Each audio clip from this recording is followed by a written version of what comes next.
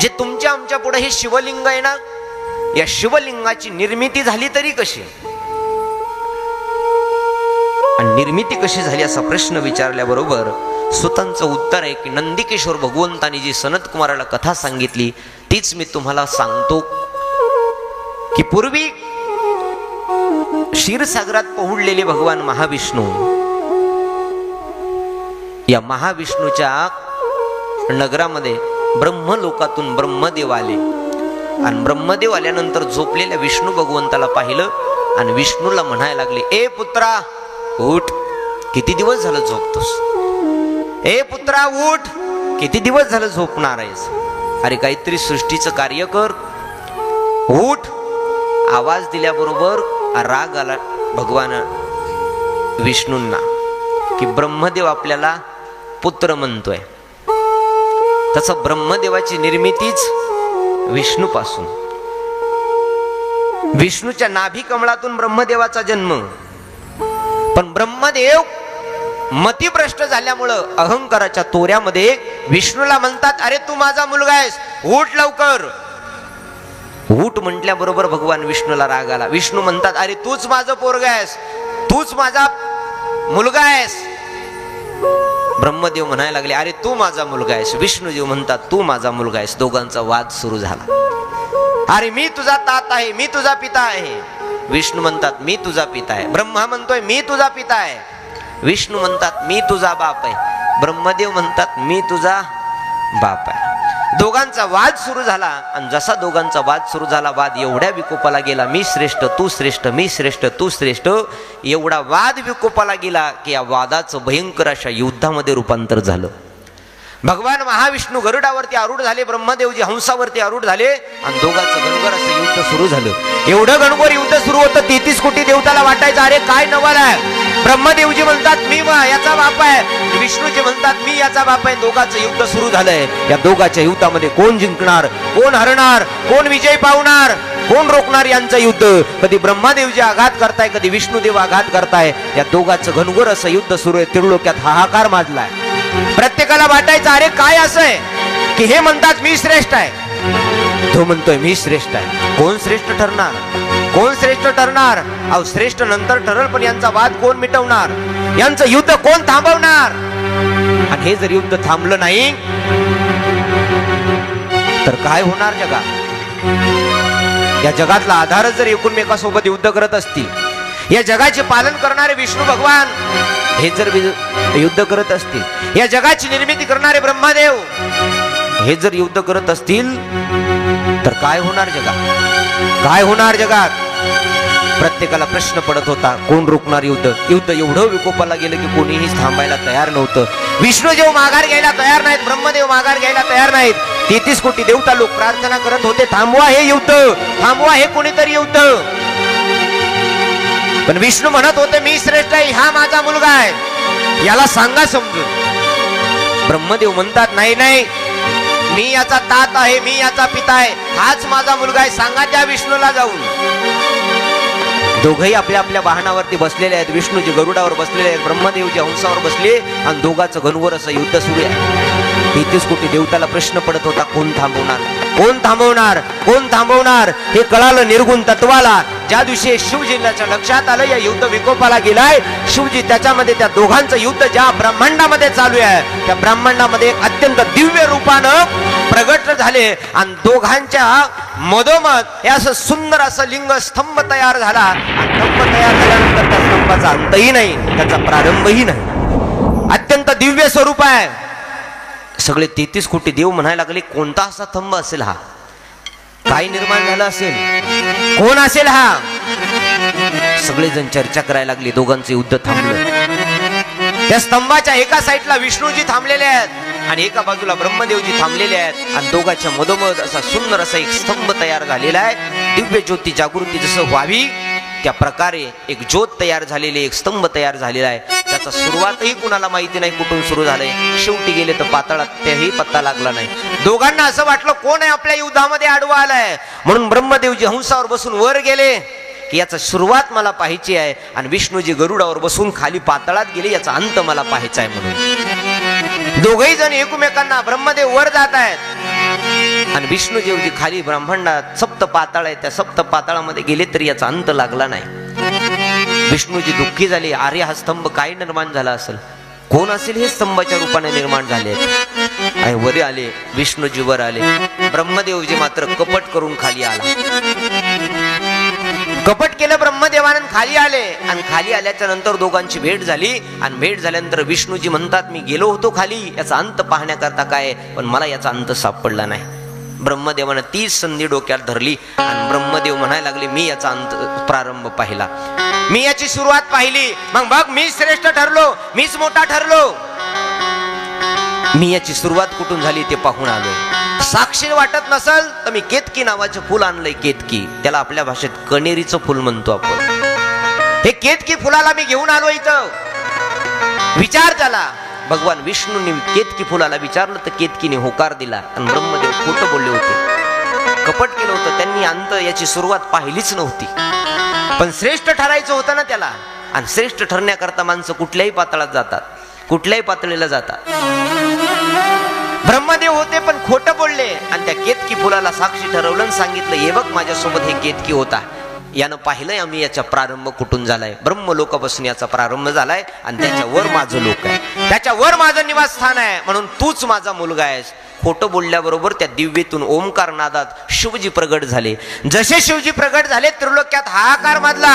अरे कोण प्रगट झाले, कोण प्रगट झाले. आणि दिव्य ज्योतीतून त्या स्तंभातून अग्नी प्रज्वलित झाला आणि सांगायला लागला, हे ब्रह्मा, अरे तू खोटं बोललास. या केतकीला आणि या ब्रह्मादेवाला तुला मी शाप देतो की आजपासून या जगामध्ये तुझी कोणीच पूजा करणार नाही, कोणीच पूजा करणार नाही. शाप दिला त्या स्तंभातून प्रगट झालेल्या शिवजीने. शाप दिल्याबरोबर ब्रह्मदेवजी घाबरले. ब्रह्मदेवाने हात जोडले आणि ब्रह्मदेवजी म्हणतात, देवा क्षमा करा मला, मी खोटं बोललो, क्षमा करा देवा मला. त्यावेळेस भगवान विष्णूला प्रसन्न होऊन शिवजीच्या स्तंभाच्या रूपातून प्रगट झालेले शिवजी म्हणतात, विष्णू, माझा तुला आशीर्वाद आहे, जगात सगळ्यात प्रिय तू होशील, सर्व देवामध्ये देव श्रेष्ठ तू ठरशील. भक्तांसाठी अनेक अवतार धारण करतील आणि गावगाव फक्त तुझीच पूजा होईल, या ब्रह्माची पूजा होणारच नाही. शाप दिला ब्रह्मदेवाला. ब्रह्मदेव दुःखी आहेत. विष्णूला वरदान प्राप्त झालं. जवळ केतकी फुल होतं, ते कण्हेरीचं फुल.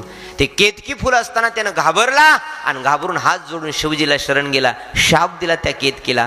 केतकीला सांगितलं, मी सगळ्या फुलांचा स्वीकार करल, पण तुझं फुल माझ्या पूजेत जे कोणी आणील त्याला सुद्धा नरकाची प्राप्ती आहे आणि तुला सुद्धा नरकाची प्राप्ती होईल.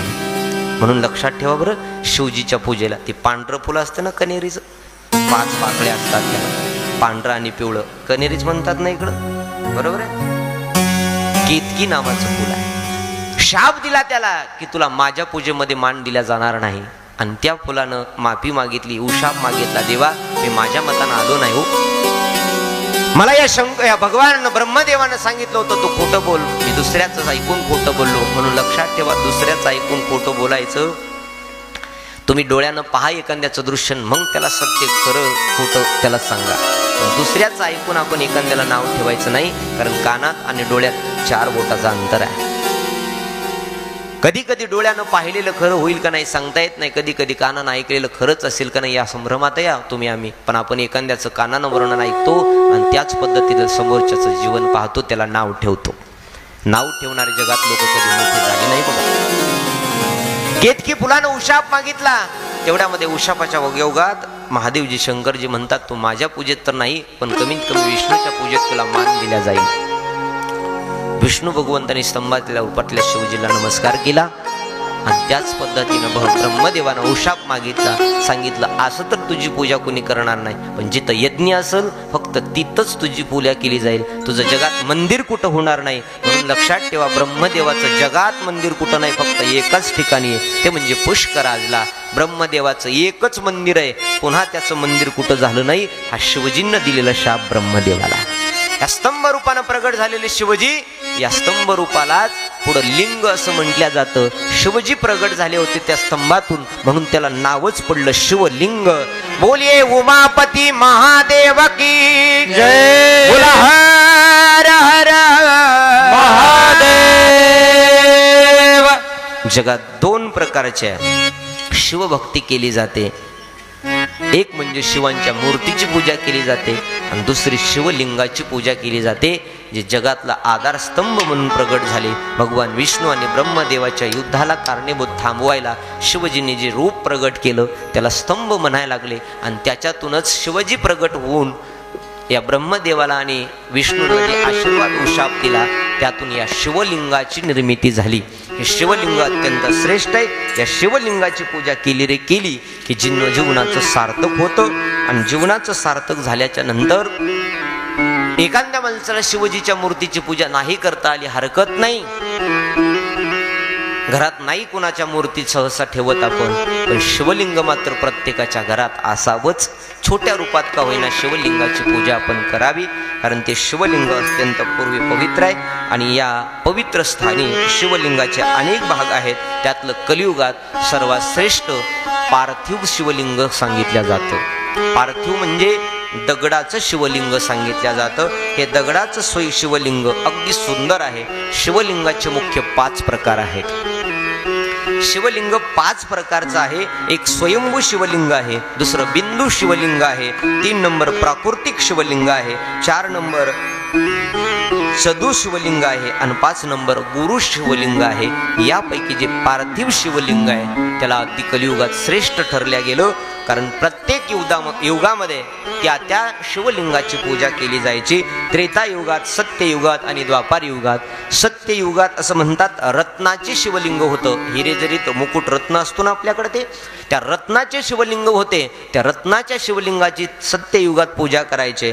त्याच्यानंतर त्रेतायुग सुरू झालं. त्या त्रेतायुगात सोन्याचे लिंग होते. सोन्याचं म्हणजे प्रभू रामचंद्राच्या युगात जसं रावणाची लंका सोन्याची होती तसं शिवजींचे लिंग सुद्धा सोन्याचे होते. सोन्याच्या लिंगाची पूजा केली जायची. द्वापार युगात पायऱ्याचे लिंग होते, पायऱ्याचे त्याची पूजा केल्या जायची. आणि कलियुगात पार्थिव लिंग आलं म्हणजे दगडाचं लिंग. सध्या आपण कलियुगात आहेत म्हणून प्रत्येकाच्या घरात तुळशी वृंदावनामध्ये फक्त आणि फक्त पार्थिव म्हणजे दगडाचंच लिंग ठेवावं आणि त्याचीच पूजा करावी. जन्माचं सार्थक होतं.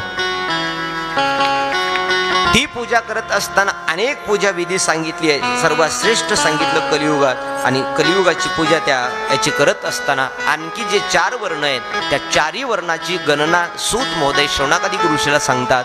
सनत कुमारांना नंदिकेश्वर भगवान सांगतायत. हे 4 वर्णाचे लोक आहेत, ब्राह्मण, क्षत्रिय, शूद्र आणि वैश्य.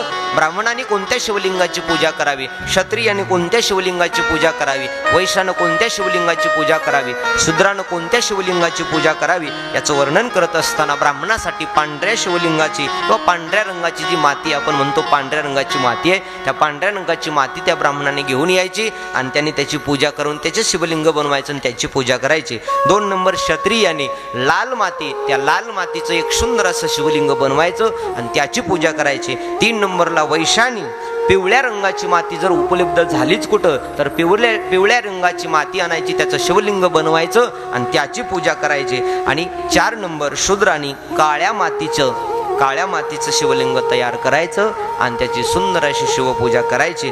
शिवपूजा करत असताना एवढं मात्र लक्षात ठेवा कशी करायची. त्याची पूजा यथायोग्य जर केली तर निश्चित शिवजी आपल्यावरती प्रसन्न होतात, निश्चित. पण आपण थोडंसं चुकतो म्हणून ते देव आपल्याला पावत नाही. आपण पूजा करतो, नाव घेतो, पण जसं करायला पाहिजे तसं करत नाही. आणि काही की वारकरी संप्रदायामध्ये नित्य नियमानं पूजायुक्त अंतकरणानं यथायोग्य पद्धतीनं जर केलं तर त्याचं फळ अधिक लाभतं. मी जसं काल कथेचं पुण्य सांगितलं होतं, पुण्य तर कथा ऐकल्यानंतर कसंही लाभतं, पण ज्यानं नियमानं कथा ऐकली त्याला पुण्य अधिक लाभतं. तसं पूजा कशी करायची तर ऐका. सुरुवातीला सुंदर अशा ज्या आपण वर्णात आहेत, आपण क्षत्रिय सगळे, आपण क्षत्रियांनी लाल माती घेऊन यायची आणि लाल मातीचं शिवलिंग बनवायचं. त्या शिवलिंगाला थोडंसं वाळू द्यायचं आणि शिवलिंगाला वाळल्यानंतर एक हातात फूल घ्यायचं. सकाळच्या वेळी तुम्ही जर पूजा करण्याकरता बसलात तर स्नान संध्या विधी करायची. सकाळच्या वेळी स्नान झाल्याच्या नंतर आपल्या मुखामध्ये ओम नमः शिवाय या मंत्राचा जप घ्यायचा आणि ओम नमः शिवाय, ओम नमः शिवाय किंवा श्री शिवाय नमस्तुभ्यम, श्री शिवाय नमस्तुभ्यम असा मंत्र म्हणत शिवलिंगाला प्रथमतः स्नान घालायचं, आंघोळ घालायची. ते आंघोळ घालताना मातीचं शिवलिंग असल्यामुळं आपण थोडंसं फक्त फुलानं त्याच्यावर पाणी समर्पित करायचं.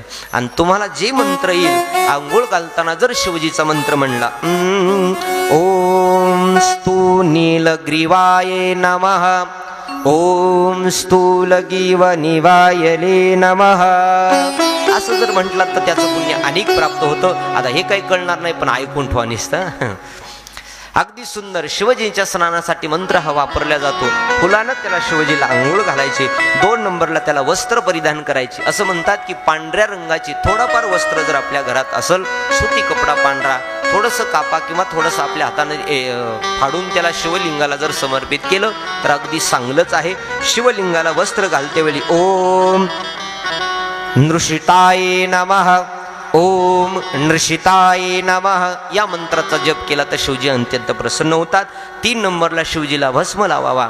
भस्म लावत असताना ओम शक्भ्यक्याय नमः, ओम नमः शक्भ्यक्याय नमः या मंत्राचा जप करायचा. 3 नंबरला त्याला अक्षदा समर्पित करायच्या असतील तर अक्षदा देत असताना नमस्तुभ्यं शैव भूव, नमस्तुभ्यं शैव भूव. 5 नंबर त्याला फळ अर्पण करायचे असतील तर नम प्रयाय नमः, नम प्रयाय नमः त्याला बेलाचं पान व्हायचंय. नम प्रणाया गर्भा नमः, नम प्रभायान गर्भा नमः. त्यानंतर त्याला जर धूप दीप आरती लावायची असेल तर ओम नमः कर्बधी नमः, ओम नमः कर्बधी नमः. नैवेद्य दाखवायचा असेल तर नमो श्रेष्ठाय नमः. त्याला सुंदर भावानं शरण जायचं असेल तर अंतकरणात हात जोडा आणि हात जोडून नमस्तुभ्योय नमः, नमस्तुभ्योय नमः. दक्षिणा समर्पित करायची असेल तर हिरण्यगर्भाय नमः, हिरण्यगर्भाय नमः. आणि शेवटी पुष्पांजली समर्पित करायची असेल तर नव पुष्पारुद्राय नमः, नव पुष्पारुद्राय नमः. आणि हे नाहीच काही जमलं तर ओम नमः शिवाय, हरि ओम नमः शिवाय. हे नाही जमलं तर श्री शिवाय नमस्तुभ्यं, श्री शिवाय नमस्तुभ्यं. बोलिए उमापति महादेव की, उमापति महादेव की. असा जय जयकार करायचा म्हणजे कथा सुद्धा लवकर कळते आहे की नाही. अगदी ज्याला ज्या पद्धतीने आपल्याला शिवलिंगाची पूजा करायची, कोणाला मंत्र पाहिजे असतील वाटते आपल्याला घ्यायची तर निश्चित ती एखाद्या जवळ मी लिहून ठेवतो. मग ते सगळ्यांना घ्या, नाही तर सगळेच येतील पुन्हा माझ्याकडे.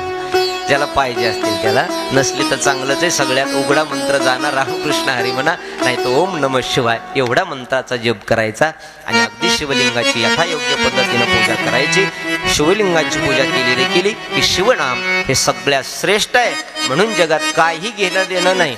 शिवलिंगाची पूजा करत असताना भस्म शरीरावरती लावायचं. डोक्यावरती भस्म लावून अंगाच्या विविध भागावरती, असं म्हणतात 8 भागावरती, काही ठिकाणी 11 आहे, काही ठिकाणी 12 आहे. त्या 12 भागावरती आपण भस्माचे पंडे ओढायचे, भस्म लावायचा. हातात रुद्राक्षाची माळ घ्यायची आणि मुखात शिवनाम घ्यायचं. शिवनाम घेतलं रे घेतलं की निश्चित जीवाचं कल्याण. भस्म का लावायचा, रुद्राक्ष का घालायचं, शौनकादिक ऋषीला सूत मध्ये शिवलिंगाची निर्मिती कशी झाली याची कथा सांगितल्यानंतर शिवनामाचं श्रेष्ठत्व सांगितलं. शिवनाम माणसाने क्या घावं. शिवनामाचा महिमा असा आहे की महामृत्युंजय मंत्राचा जप जितका केला त्या पद्धतीनं अगदी सुंदर या शिवतत्वाचं नाव सांगितलं जातं आणि ते शिवनाम आपण तुम्ही प्रत्येकानं जपलं पाहिजे. त्यानंतर माणसानं भस्म का लावावा, हा जे त्रिपुंड भस्म आहे हा भस्म का लावायचा माणसाने, तर शिवजीला अत्यंत प्रिय असणारी गोष्ट ते म्हणजे भस्म आहे.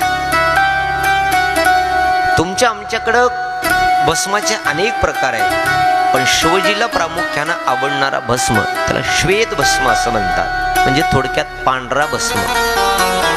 तो पांढरा भस्म आपण लावत असताना त्याला काही ठिकाणी विभूती शिवांची सांगितली म्हणून आपण विभूती सुद्धा म्हणतो. भस्म विभूती द्या असं दुकानदाराला जाऊन म्हणतो आपण. म्हणजे भस्माचं वर्णन असं आहे, ती विभूती तो भस्म आपण शरीरावर धारण करत असताना जर आपल्या गळ्यात रुद्राक्षाची माळ असेल तर अगदी पवित्रच आहे. नसेल रुद्राक्षाची माळ हरकत नाही, तुळशीची माळ आपल्या गळ्यात आहे, पण चुकून सुद्धा ही गोष्ट करू नका बघा. तुळशीची माळ आपल्या गळ्यात आहे, त्या तुळशीच्या माळेच्या खाली एक गुरुमणी असतो. त्या गुरुमण्याच्या खाली आपण रुद्राक्ष कधीच लावायचा नाही, कधीच नाही. शिवजीला तो आवडत नाही. भले तुम्हाला एकच रुद्राक्ष गळ्यात घालायचं असेल, एकच मणी काळ्या दोऱ्यात म्हणा पांढऱ्या दोऱ्यात, तुम्हाला जे दोरा आवडेल त्या दोऱ्यामध्ये आपल्या गळ्यात बांधा, पण तुळशीच्या मण्याच्या खाली गुरुमणी करून काही ठिकाणी त्या माळीत ओवल्या जातं, पण ते शिवजीला भावत नाही, ते आवडत नाही. रुद्राक्ष ज्याच्या गळ्यामध्ये असेल, शिवजी अगदी पवित्र त्याला मानतात. रुद्राक्ष धारण करून, अंगावरती भस्म धारण करून किंवा डोक्यावरती त्रिपुंड आकाराचं भस्म, म्हणजे 3 बोटानं या करंगळी सोडून द्यायची, अंगठा सोडून द्यायचा, आणि मधले जे हे 3 बोट आहेत, या 3 बोटानं ज्याला ओला भस्म लावता येतो त्याच्यासाठी तर अगदी चांगलंच आहे, पवित्रच आहे. किंवा कोरडा भस्माचे पट्टे आपण ओढायचे आणि आपल्या डोक्याला लावायचे. हे भस्म लावला, रुद्राक्ष गळ्यात आहे, भस्म आपल्या डोक्यावर आहे, आणि मुखामध्ये जर शिवनाम असेल तर कथा त्रिवेणी संगम जसं म्हटलं जातं, शिवजीचं नाम हे गंगासारखे, म्हणजे 2 नंबरला हा भस्म म्हणजे यमुनेसारखा आहे, आणि रुद्राक्ष म्हणजे सरस्वती मातेसारखा आहे. या 3 गंगा स्नानाचं पुण्य, गंगा यमुना आणि सरस्वती, या 3 नद्याचं म्हणजे प्रयागराजला गेल्यानंतर जे पुण्य आपल्याला प्राप्त होतं, तेच पुण्य आपण कपाळावर जर त्रिपुंड काढला भस्माचा, गळ्यात हातात रुद्राक्षाची माळ घातली आणि मुखामध्ये जर शिवनाम घेतलं, तर तीर्थराज प्रयागाचं पुण्य तुमच्या आमच्या पदरात पडतं. याच्यासाठी आपण भस्म हा आपल्या डोक्यावर परिधान केला पाहिजे, लावला पाहिजे, आणि ते लावत असताना ओम नमः शिवाय हा मंत्राचा जप करायचा. आता अलीकडच्या काळात 2 भस्माचे प्रकार आहेत, एक महाभस्म आहे आणि दुसरा श्वाल भस्म आहे. महाभस्म हे ऋषी मुनी लावतात, त्या श्वाल भस्मामध्ये आणखीन 3 प्रकार पडले. त्याला श्वेत भस्म असं म्हणतात, तुला स्मार्त भस्म असं म्हणतात, आणि लौकिक भस्म असं आहे. श्वेत भक्ष आणि स्मार्त भक्ष हे भक्तांच्या कल्याणासाठी आहे. त्यांनी प्रत्येकानं आपल्यावरती हा त्रिपुंड काढावा, आणि ज्याला ज्या पद्धतीचं भस्म लावता येतं त्यानं त्या पद्धतीचं भस्म लावून रुद्राक्ष गळ्यात घालून शिवजींच्या नामाचा उल्लेख करायचा, शिवजींचं चिंतन करायचं. शिवजींचं चिंतन केलं रे केलं की जीवनाचं कल्याण होतं. आता शिवजीचं कल्याण भस्मानं होतं, पण हे रुद्राक्ष का माणसाने घालावा? रुद्राक्ष का घालायचा?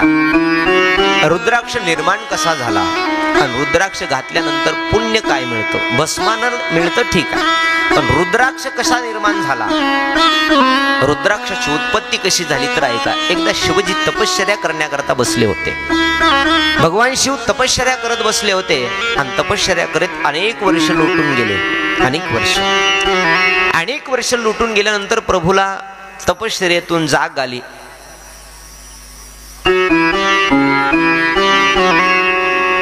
बोलू नका, तुम्ही बोललात की माझ्या सगळं डोक्यातलं निघून जातं, कारण हे काही मेमरी नाही किंवा कॅसेट नाही, बटन दाबलं की 9 ते 11 सुरू.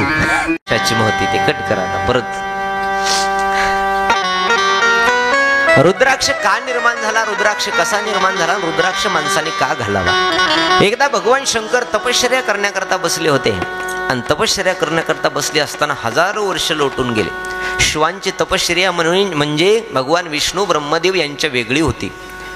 शिवजी तपश्चर्या करण्याकरता बसले की कुठलाही देव त्यांच्या समोर येत नव्हता,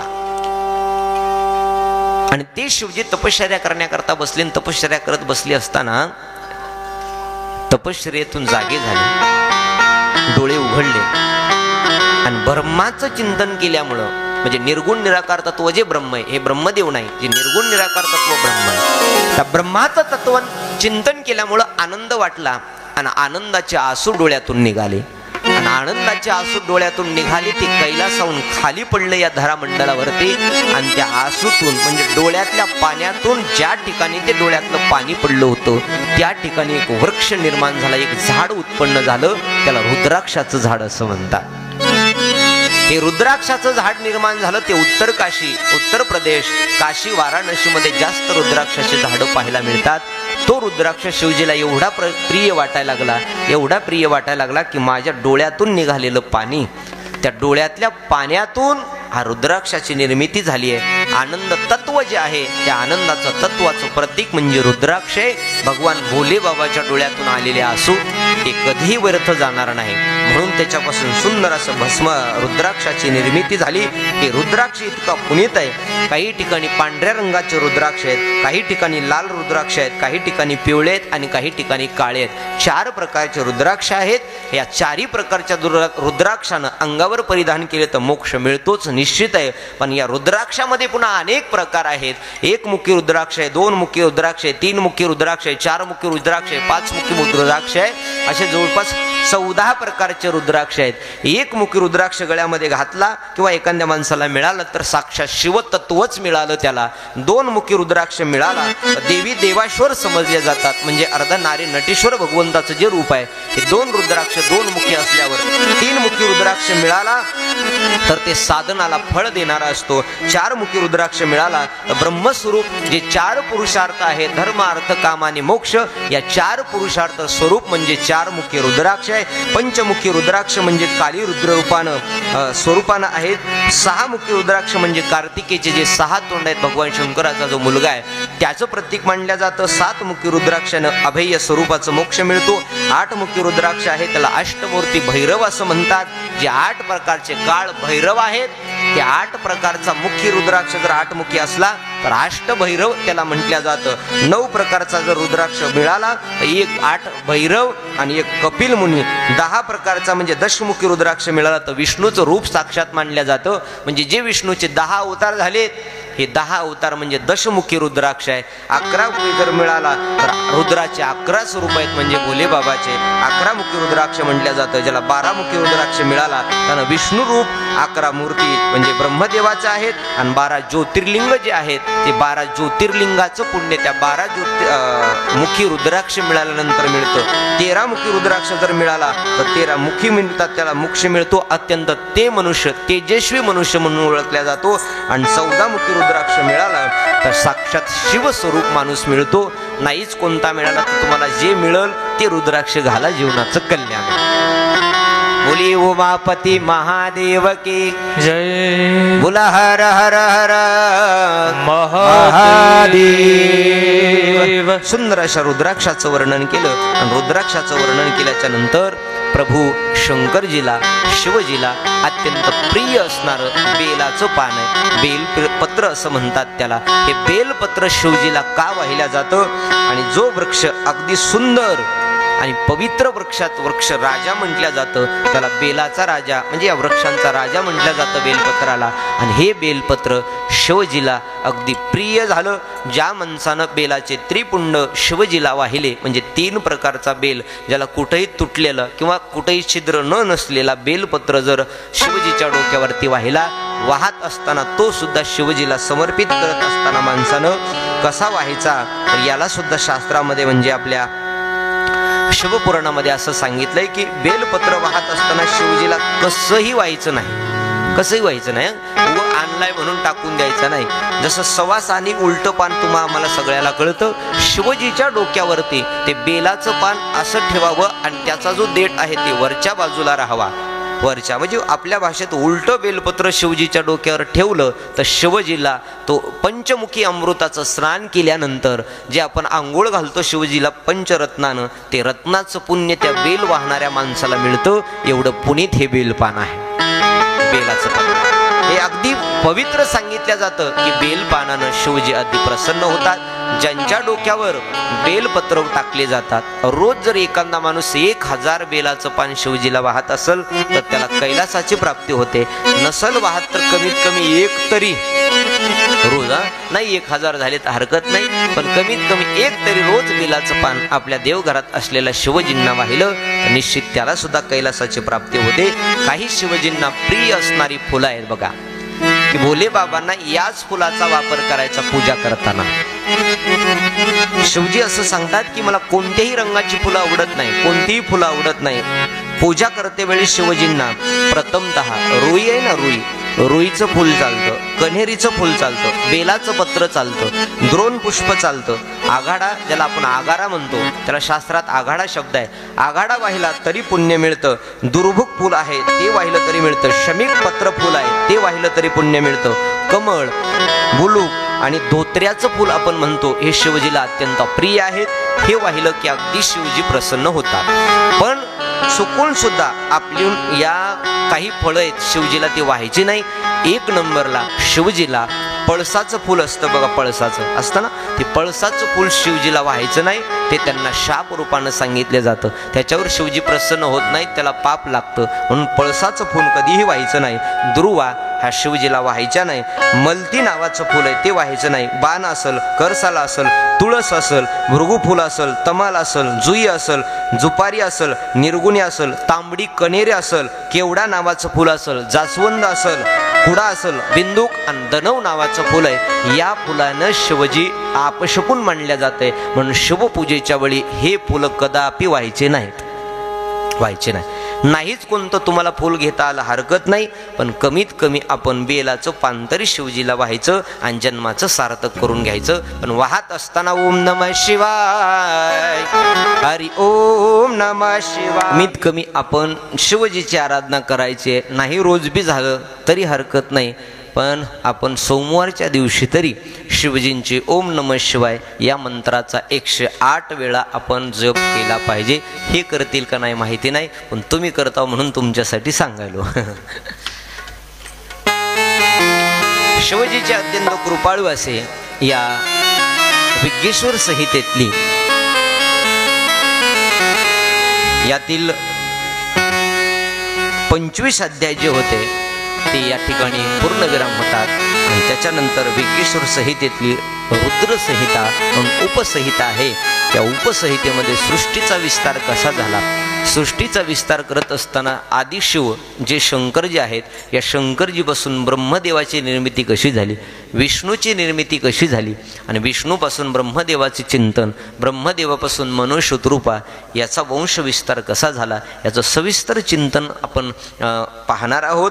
ब्रह्मदेव भगवान विष्णू आणि त्याबरोबर शिवजी आपल्या या ज्ञान यज्ञ मंडपात अगदी सुंदर स्वरूप आणि अगदी दिव्य स्वरूपामध्ये या ठिकाणी प्रगट होणार आहेत. म्हणून उद्यापासून कथेला येत असताना जेवढ्यांना शक्य होईल तेवढ्यासाठी सांगतो, उद्यापासून रोज शिवजीकडे येत असताना बेलाचं पत्र तर तुम्ही रोज आणता, आरतीचं ताटही आणता, त्यातले त्यात उद्यापासून भस्म सुद्धा घेऊन यायचा. ज्याला थोडा असा नाही उभा लावता आला मोठा हरकत नाही, पण उगत थोडा तरी गोल आकाराचा आपण लावून यावा, म्हणजे त्यानं शिवपुण्य आणि शिवजी आपल्यावर प्रसन्न होतील. नाही गळ्यात नाही हातात रुद्राक्ष बांधता आला हरकत नाही, पण ताटात तरी रुद्राक्ष उद्यापासून घेऊन या, म्हणजे आपल्या आणखी कथेचं पुण्य तुमच्या आमच्या पदरात पडल. भगवंताचे चिंतन कथा इतकी गोड आहे. शमनाकादिक ऋषीला सूत मोदे वर्णन करून सांगतात, परमपुण्यानं तुम्हा आम्हाला हे मिळालंय. एका जन्माच्या पुण्याईनं नाही मिळालं, हे अनेक जन्माचे सुकृत पदरी त्याचे मुखी हरी पैठा होय. अनेक जन्माचं सुकृत कुठंतरी आपल्या पुण्याईला उदय आलाय आणि त्या उदयानं भगवान शिवा